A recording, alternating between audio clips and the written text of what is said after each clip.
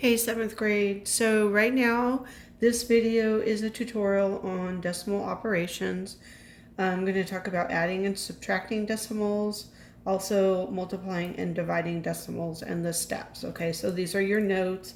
These are for y'all to keep and refer to whenever you have an activity where you're doing a decimal operation. Okay, so I'm just going to give you like one practice example of each. So if you're adding or subtracting decimals, the most important thing is you need to remember to line up the decimal. Okay, the decimals have to be lined up one on top of the other. Okay, so I have 3 and 87 hundredths, 1 and 25 thousandths. I'm adding them together. So I'm just going to rewrite it. So 3.87. Now I'm going to add up this one. Now this one has more digits, but that doesn't matter. I still put the decimal and I line them up like that. Okay? Then you can put a zero placeholder, whether it's on the top or the bottom, and then that'll help you make sure that when you're adding, you don't have any question about what number goes there. Okay? And they all have the same digits after the decimal. Okay, so then you just add 0 and 5 is 5, 7 and 2 is 9, 8 and 0 is 8. You bring down the decimal, 3 and 1 is 4. And there's your answer. Okay? So remember, add or subtract decimals, you line them up. All right, multiply is different. Okay? When you multiply, the digits get lined up and I'll give you an example. This means multiply. Like I said in the last video, I'm not going to put x's because x is a variable, and you guys are going to be using a lot of variables this year, and I don't want you to get confused on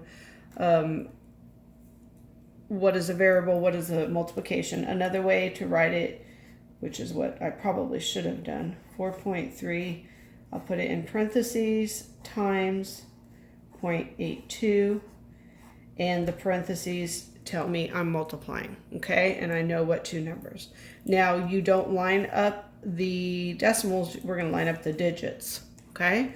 So the first number is 4.3, and the next one is 0.82, but I'm gonna put my 2 here under the 3, and my 8 over here, and my decimal goes over here, all right?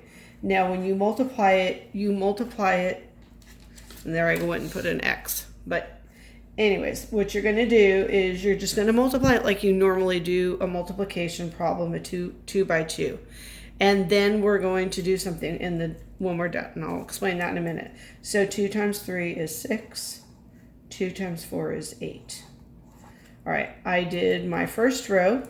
Now I did my ones. Now I'm going to do my tens place. So since I did the ones, I'm going to put a zero placeholder that says I've already done that. Now I'm going to go and do my tens. So 8 times 3 is 24. The 4 goes here. I carry the 2. 8 times 4 is 32. Plus 2 more is 34. 34, not 43. Okay. And now I'm going to add this up just like you normally do. So I have 6, 12, carry the 1, 5, and 3. Okay, now the difference with this and the adding is I don't just bring down the decimal. They're in two different places. So what you do is you count how many places there are after the decimal, and then you're going to put the decimal in your answer that way. So I have one place here, 1, 2. I add them up. There's 3 places.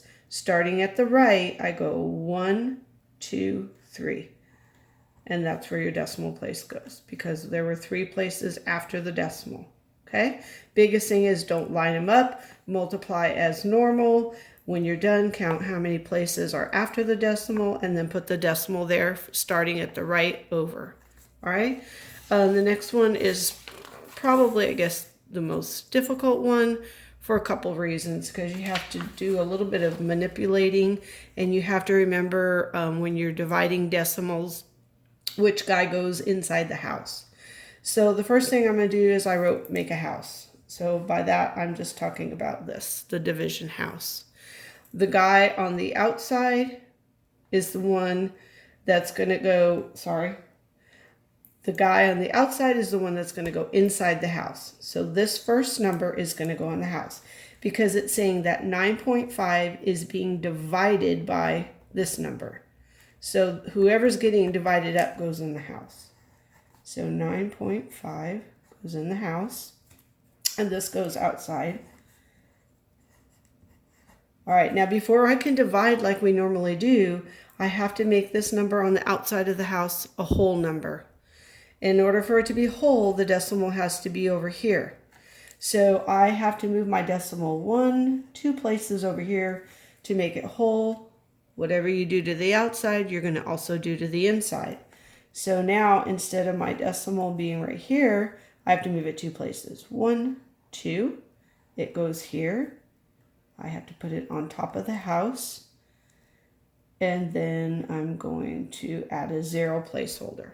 Okay, so the decimal now is gone from here. It went over here. I put it on the house, and this is a whole number. And then I can go ahead and start dividing. 25 won't go into 9, but it will go into 95. Okay, it'll go into 95 3 times. 25 times 3 is 75.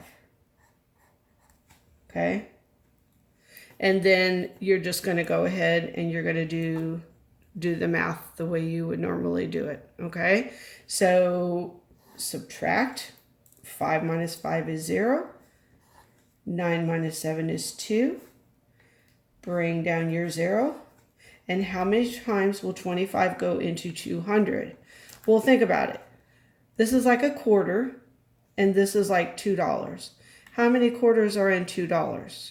Well, there's 4 quarters in $1, so there's 8 quarters in $2. Okay, if you think of it as money, sometimes that makes it a little bit easier. Okay, so 25 times 8 is $2, and we're done. Okay, all right, I hope that helps. If you forget, you get stuck, you have this video and you can watch it as many times as you need to watch it until you understand. All right, have a good day, guys.